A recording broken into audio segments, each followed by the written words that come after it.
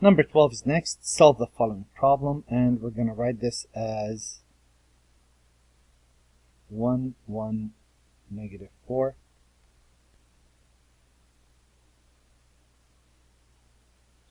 Negative 3, negative 7, 6, a 4, a 7, and a negative 1.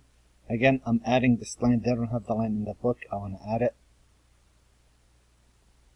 And what we're doing now, no wonder people make mistakes.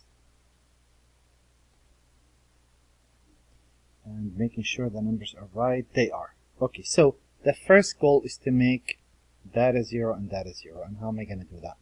I'm going to take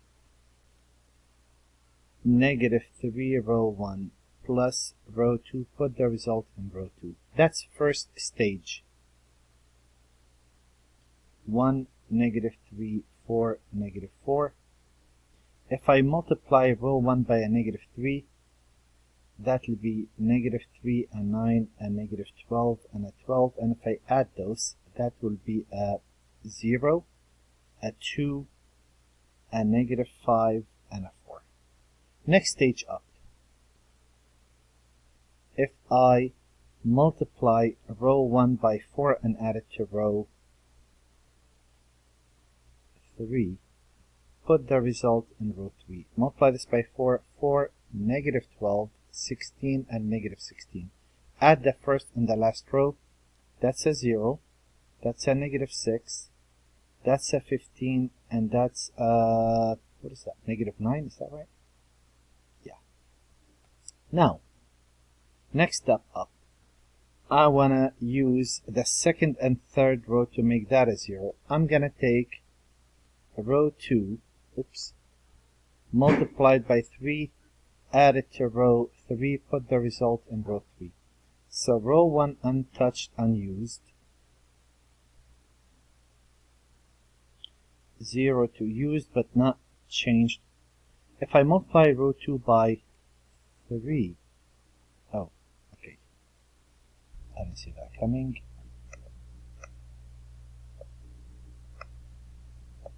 There.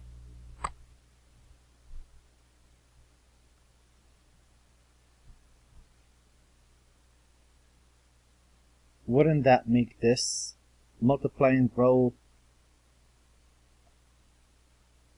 2 by 3? That will make this a 0, 6, negative 15, and a 12. And if I add those two rows, that's a 0, 0, 0, and a 3. Whenever this happens, slow down and make sure you know what you're reading. This says 0 times x3 equals 3. But 0 times any number is 0. 0 doesn't equal 3. What does that mean? That means this is the no solution condition. Remember, this was the graph of a 2 by 2. This is the graph of a 3 by 3. Those three planes do not intersect. That's what that means. 16 is next. And I'd like to look at that problem and the same deal. I'm going to write this as 1, 2, 3, 4. Here we go. 1, x2, x3, x4. And again, I'm adding that line. A 0, 1, and a 5.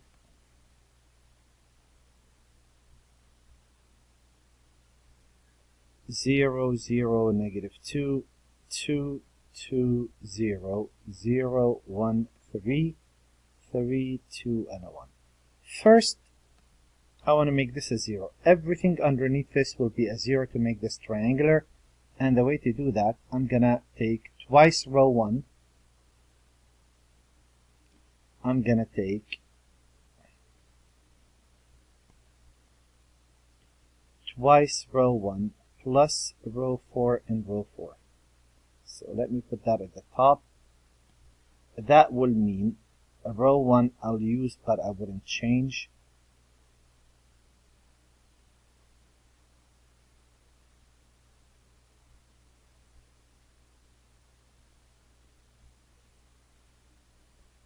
One thing also I noticed as I was doing this, do you notice that this is divisible by 2?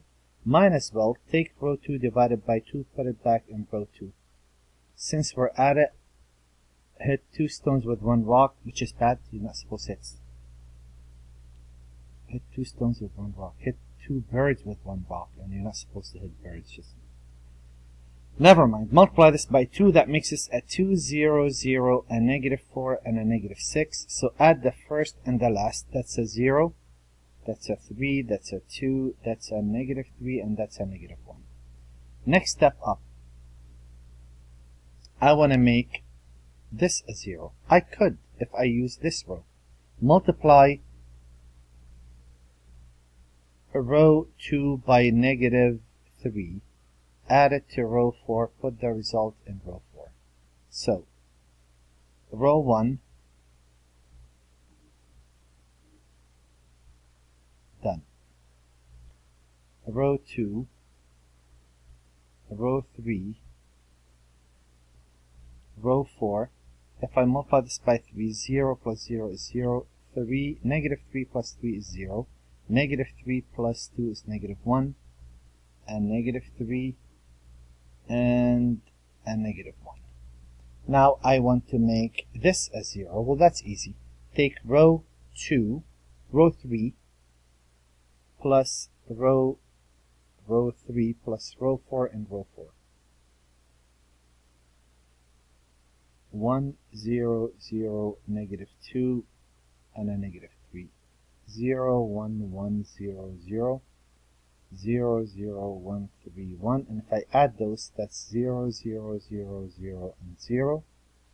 And this means right here, if you write it out, 0 times x4 equals 0, 0 equals 0. This has an infinite amount of solutions.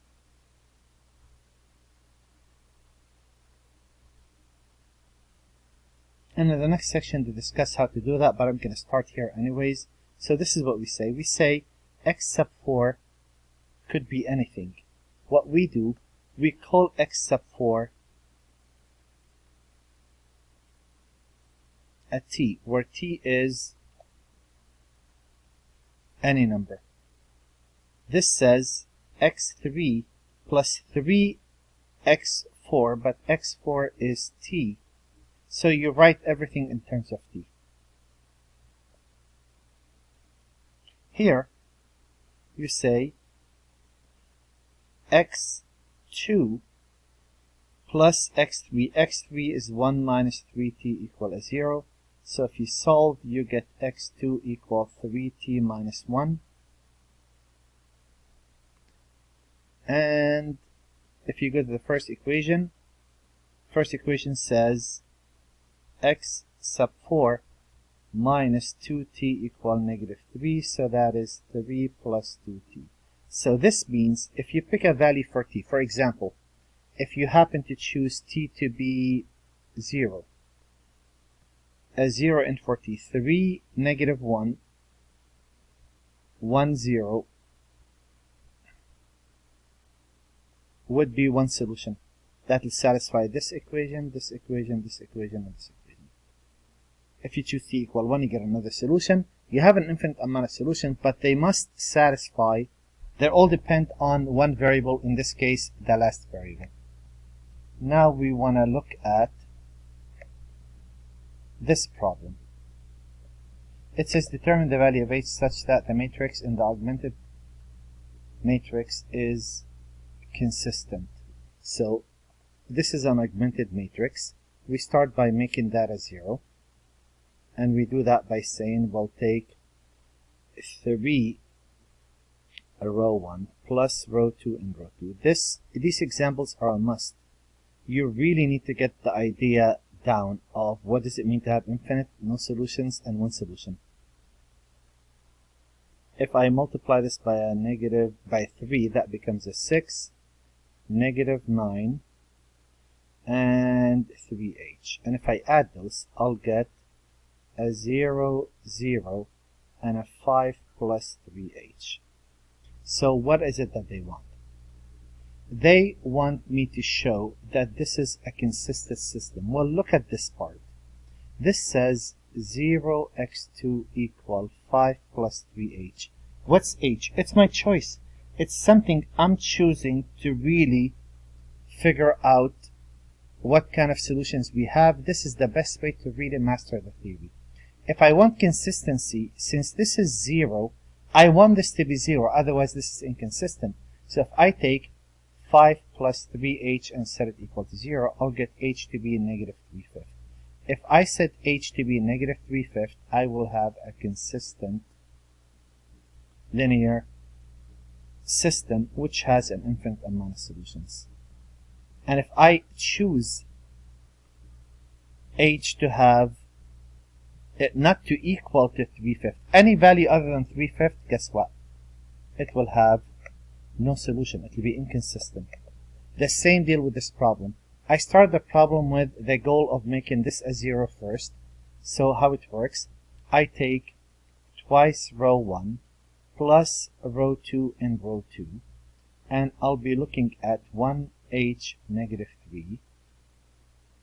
If I multiply this by 2, that's 2, that's 2h, and that's a negative 6. If I add those, that's 0, that's 2h, and that's a 0 again. This says 2h times h is a number, times x2 equal a 0. If I want this to be inconsistent, now, x2 could have a value. It's an actual number if you really think about it, right? Let me think really quick. No, I didn't do this right. Yeah, that was too easy. If I take those, that's 2h plus 4. So 2h plus 4 x2 equal a 0, right? That's really what I want.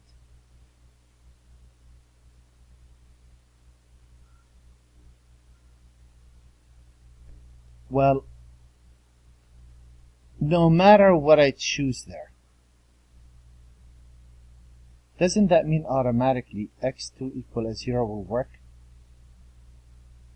If you chose h to be negative 2, that will be 0 times x squared equals 0. That's fine. And if you chose h not to equal negative 2, let's say 3, doesn't that mean you're looking at 10 x2 equals 0, which means x2 equals 0? So this is consistent for all values of h. When you get to those in the homework, please do not overlook those. They're extremely important. Something I'm going to come back to and bring over and over and over. So make sure you're solid clear on those. And if you're not getting them, ask him, which you will in class next time. There's the homework.